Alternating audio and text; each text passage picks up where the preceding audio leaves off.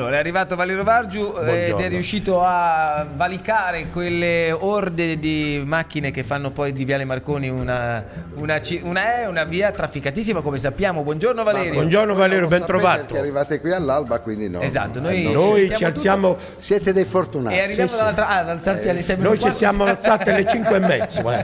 Siamo dei fortunati. Le costano così. Ognuno ha le proprie disgrazie, quindi è così.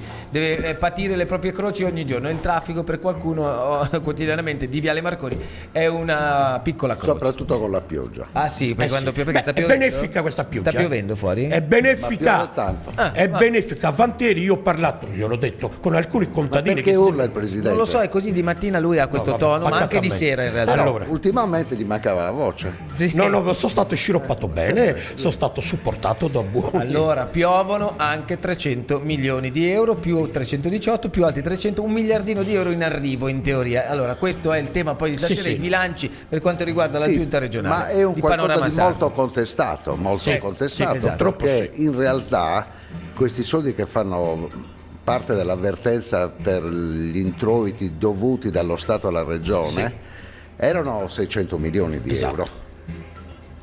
E nei giorni scorsi, credo il 14 di gennaio, 300 milioni sono stati confermati, dovrebbero arrivare. Però questa cosa non è piaciuta a molti e diciamo che anche a livello di comunicazione questa giunta ha avuto delle legnate importanti sotto questo profilo.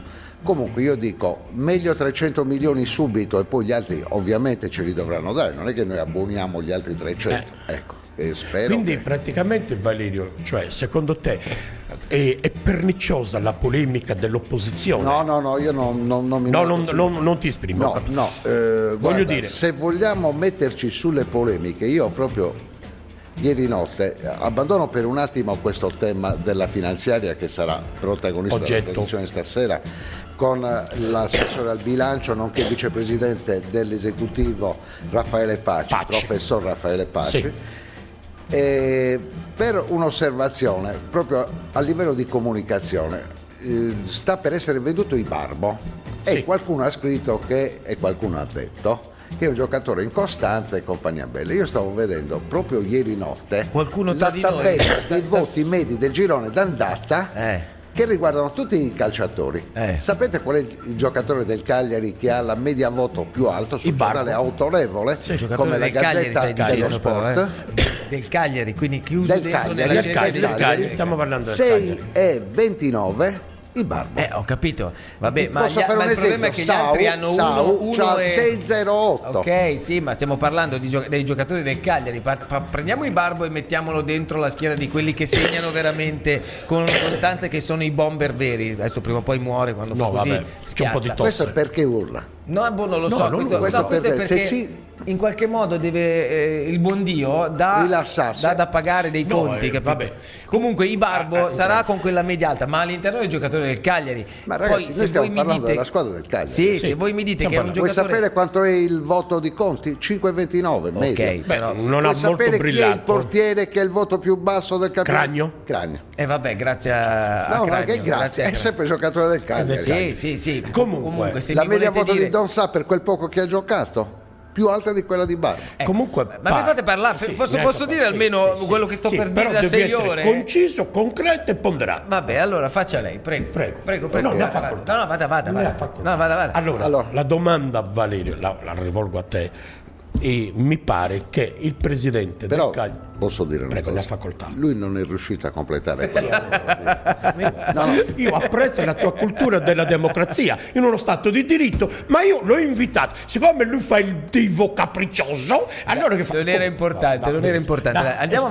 No, vada lei. Stato si è dimenticato, Matteo. No, non mi sono dimenticato, volevo dire che Ibarbo, se vogliamo dire che è un bel cavallo di razza, quello lo possiamo assolutamente dire. È uno dei pochi top player del Cagliari. Benissimo. Non deve essere venduto in questo campionato dove ci stiamo giocando la Serie A. Anch'io spero che non venga venduto, però se vogliamo poi essere onesti è un ottimo pezzo da 90, ma che ancora a 90 non ci è arrivato, cioè è a 65. Questo c'ha il voto più alto, vuol dire che nelle sue prestazioni è stato valutato positivamente. È uno degli attaccanti del Cagliari, se non segna lui. Sul piano tecnico è il migliore non del è, Cagliari. non è un giocatore nato per segnare, almeno fino adesso. Ha una mezza punta, ha ragione lui, apre i squarci per gli altri. Cosa è? una mezza punta. Assolutamente no, è un giocatore di fascia. E lui, tu pensi, me l'hai detto altre volte, io ti ho detto che probabilmente è una mezza punta. Però tu puoi avere le tue idee, io apprezzo le tue idee, io credo che lui sia una mezza punta messo in campo in un certo modo. Le caratteristiche, le leve lunghe, tu lo vedi come sulla fascia destra che apre gli squarci. Potremmo stare qua 6 giorni, tanto alla fine lei non cambierebbe sul piano idea, tecnico, e su questo concordiamo, e in effetti è un talento su questo. Vabbè, ma sta per essere venduto con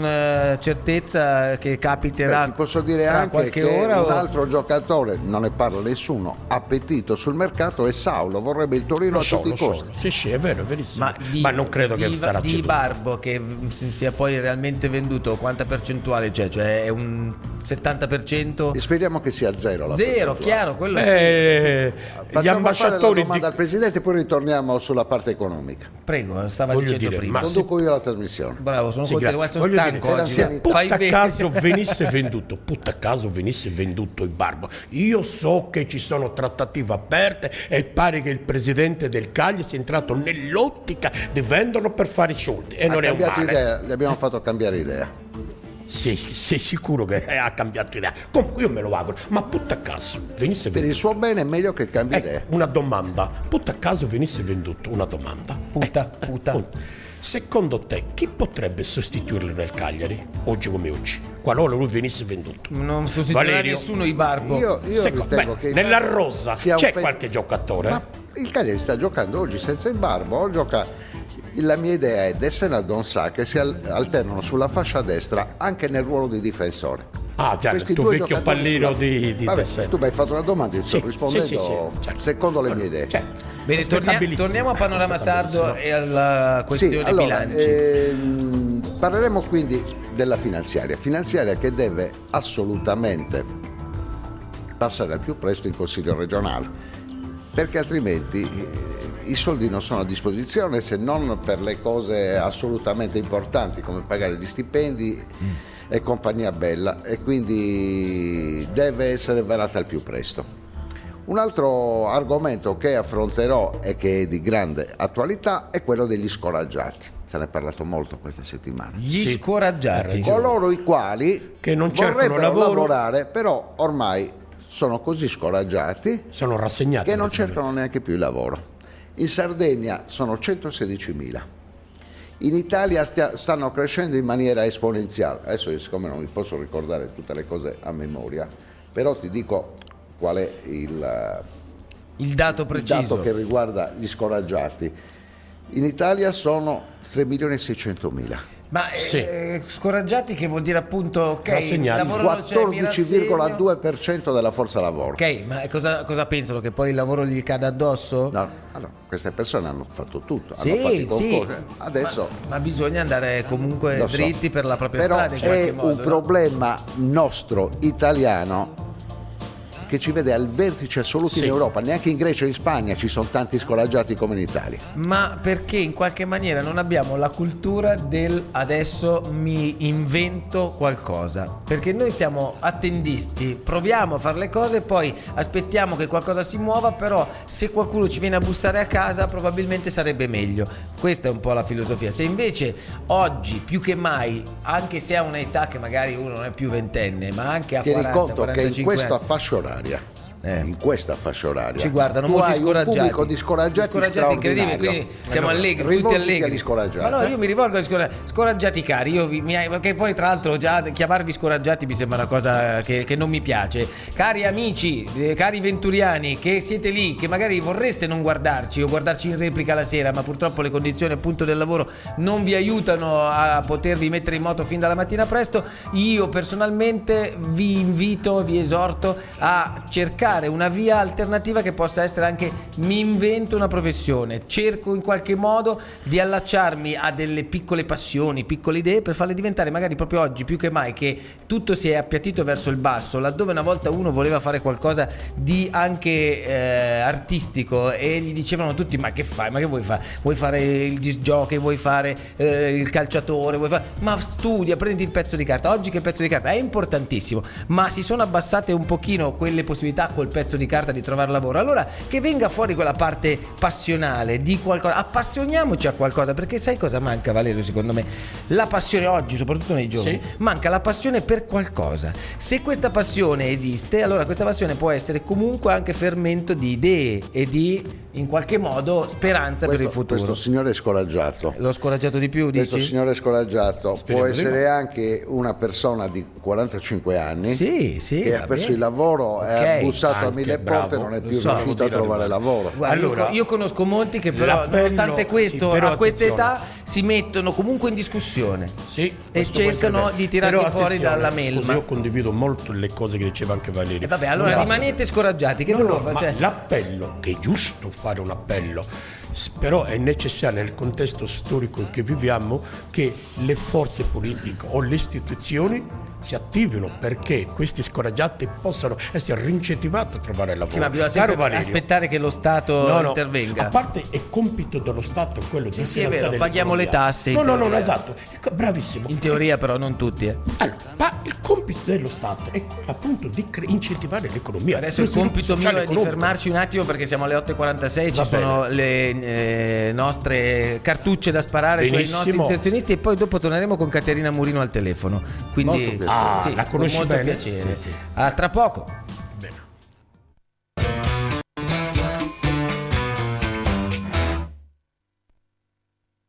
E attendendo appunto Caterina Murino che sia reperibile al telefono, ma dovrebbe essere questione di secondi, per questo spettacolo che ha debuttato il 16 di gennaio a Campobasso, e adesso però ha iniziato questo tour nell'isola proprio dal 19 di gennaio. La prima è stata ad Alghero, ieri erano ad Arzachena e stasera alle 20:30 saranno in scena al Teatro Eliseo di Nuoro. Io volevo chiedere a Valerio Vargiu, ma tu che di economia praticamente hai sempre vissuto, perché hai fatto trasmissioni di economia da tantissimi anni a questa parte, la Sardegna di cosa avrebbe bisogno adesso che arriva o dovrebbe arrivare questo miliardino? Cioè, dove lo investiresti subito? Allora, prima di tutto ci sono due linee di tendenza. Questa giunta, questo esecutivo regionale, oltre questi 300 milioni che arrivano subito, sta per accendere un mutuo di 600 milioni di euro da dividere in 6 anni. Questi soldi li vorrebbe giocare in infrastrutture per la Sardegna. E non è un male. Migliorare l'infrastrutturazione. 2 settimane fa, un sabato di 2 settimane fa, c'è stata a Oristano la riunione della direzione del PD. Sì. Il leader del PD, Renato Soru, ha contestato fortemente non l'accensione del mutuo, ma il fatto che fossero indirizzati all'infrastrutturazione. Lui avrebbe preferito che fossero dedicati alla cultura e all'ambiente. Sì. E quindi ci sono due posizioni forti, contrapposte. Devo dire che dalla parte della giunta si è schierata la Confindustria e anche la CGIL. Sì, lo so. Hanno apprezzato questo. Sì, è vero. Quindi io ti posso dire che l'ideale sarebbe fare un mix delle tre cose. Non ci possiamo giocare 400 milioni di euro solo in cultura, perché poi è diventato molto di moda il discorso della cultura, perché c'è l'aumento delle tasse per gli universitari e quindi con un intervento della regione forte si sarebbe potuto anche evitarla. Ti faccio questa riflessione. L'altra sera ero in onda su Radio Sintoni per fare il programma, nel mio programma Prossima Fermata, e ho fatto una telefonata con un'ascoltatrice sarda che vive alle Canarie, Lanzarote per essere preciso, un'isola delle Canarie. Chiacchierando le dico, andare alle Canarie è sempre stato uno di quei bei pensieri, perché le Canarie sono una meta direi anche molto ambita, no? Secondo molti con la pensione media di un italiano a cui lì ci vivi da nababbo, appunto, ma poi anche per il clima. Io dicevo cavoli, in effetti lì c'è un bel clima. Quanti gradi avete? 22 gradi. Nel giorno in cui l'ho chiamata qualche giorno fa noi avevamo 20 gradi di temperatura in quella giornata, e allora ho detto ma come? Ma noi abbiamo la temperatura delle Canarie, abbiamo la temperatura della Tunisia, abbiamo una temperatura che ci potrebbe permettere davvero di fare turismo a 360 gradi e 365 giorni l'anno, e queste isole ci riescono. Gerba funziona così per tutto l'anno e non è che sia a 2000 chilometri di miliardi di chilometri da qua, insomma è l'isoletta della Tunisia. Perché noi non riusciamo a fare del turismo veramente la prima bandiera dell'economia? Io comunque credo che il clima sia migliore del nostro, nel senso più costante nella media. Sì, probabilmente sì, però comunque si sono fatti un nome nella storia, le Canarie e altri posti, Tenerife, hanno un nome che è conosciuto a livello mondiale. Sì, è vero. Noi probabilmente questo nome ce lo dobbiamo ancora fare, e poi a livello di alberghi e di prezzo medio degli alberghi è più basso del nostro.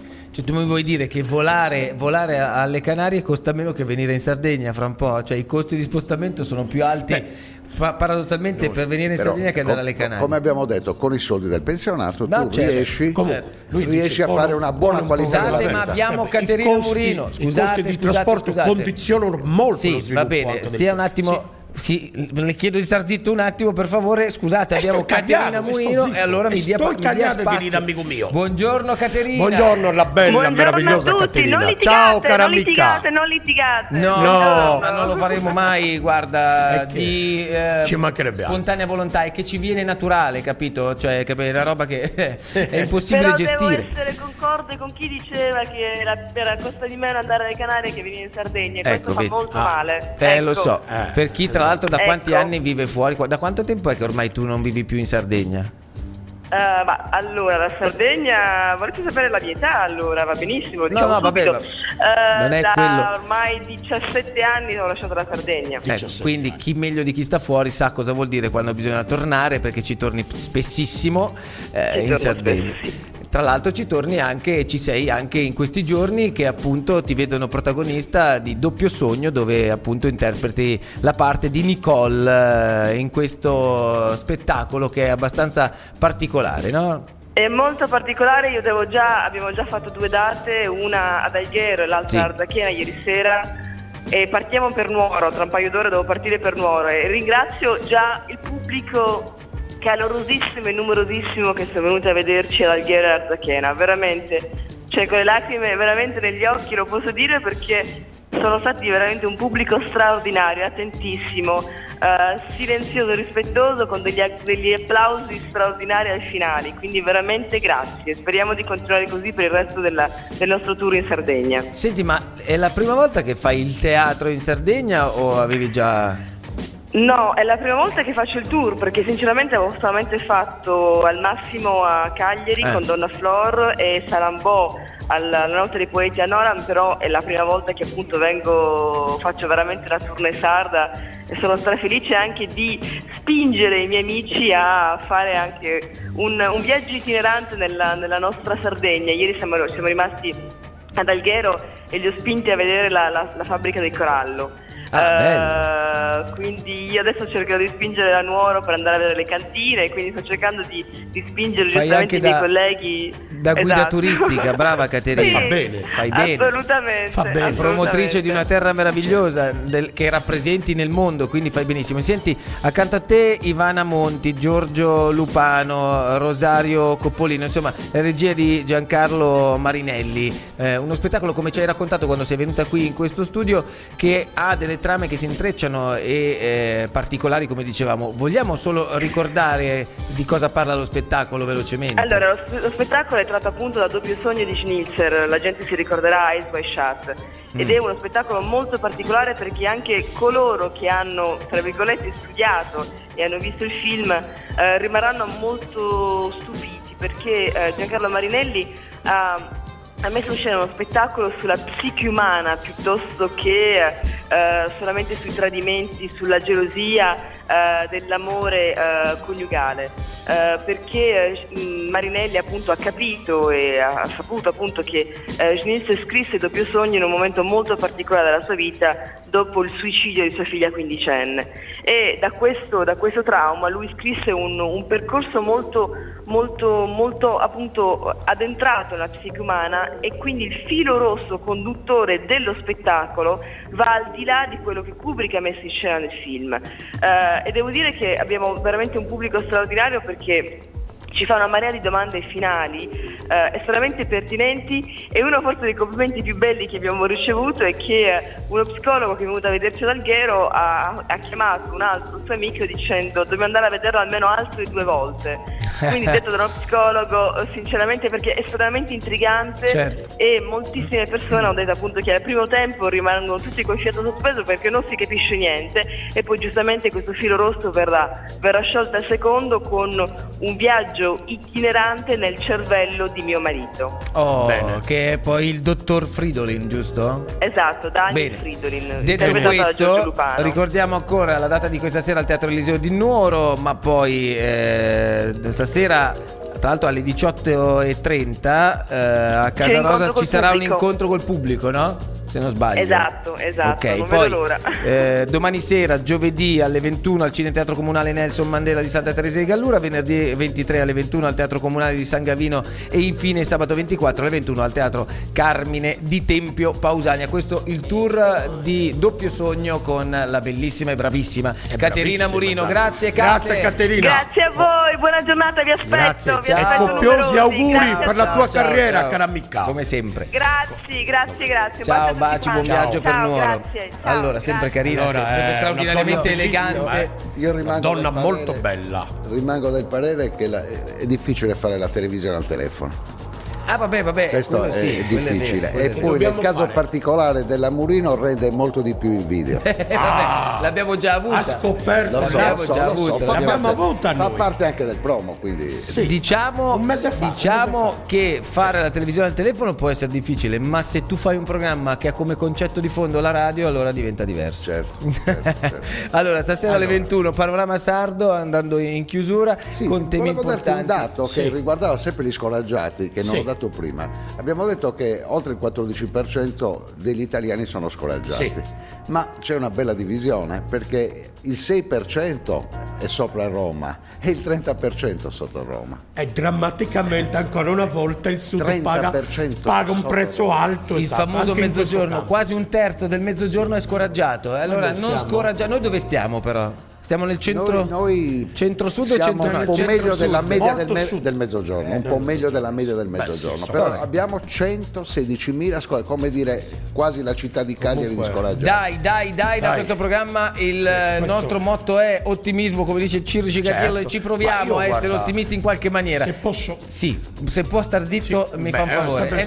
Lo so, ma non c'è più tempo. Sono le 9 già passate. Secondo me l'ha fatta apposta. No, non è vero. Abbiamo il 2 dell'abitacolo, ma non è vero. Valerio è una persona seria, è ponderata nei giudizi, stai attento. Aspetta, scoraggiati e non, alle 21 stasera. Alle 21 in replica alle 23:30. Con Panorama Sardo. Noi ci saremmo. Grazie Valerio. Grazie Valerio. Grazie a voi. A tra poco.